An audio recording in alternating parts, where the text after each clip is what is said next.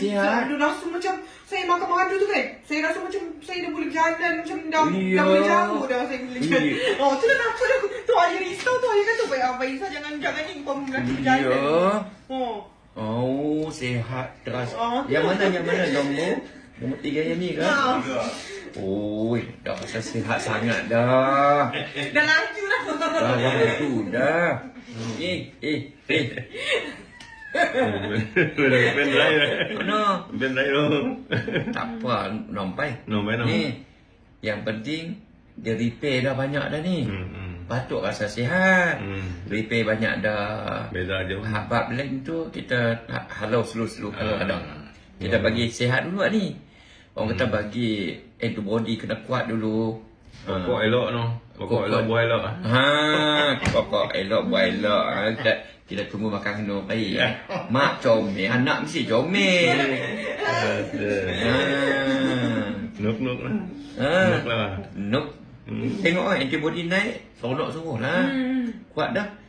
Dengan umur ni tak patut lah macam ni. Kalau umur 80 tak apa lah. Macam kita tak apa kan. Uzuk sangat dah. Tapi memang masalah teruk saya. Tengok. Uzuk sangat. Ni Alhamdulillah antibody dah naik. Kita target 50 je. Kan? Dah naik 30, 25 antibody paru-paru dah naik 25 separuh. Jadi pernafasan pun lebih elok. Usus besar pun naik dulu semelik ni. Kalau macam ni takut jadi buasir, takut jadi kanser macam-macam. Dan jadi tak apa dah. Alhamdulillah lah. Dia kuat elok Dia kuat elok lah. Alhamdulillah. Saraf pun naik. Ni yang kita risau takut ada benda kat saraf ni. Itu yang dia jadi pelik-pelik tu. Tak nikah. Tak boleh nikah.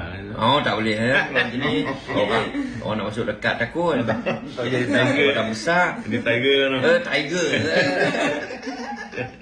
Ni tak apa dah. Repair dah. Hati pun tulang saluran darah pun repair. Orang kata jalan elok dah, saluran darah pun elok dah. Cumanya kita nak 50. Nak kena naik lah. Nak kena sampai 50 tak apa dah mula subis ni tak lama dah.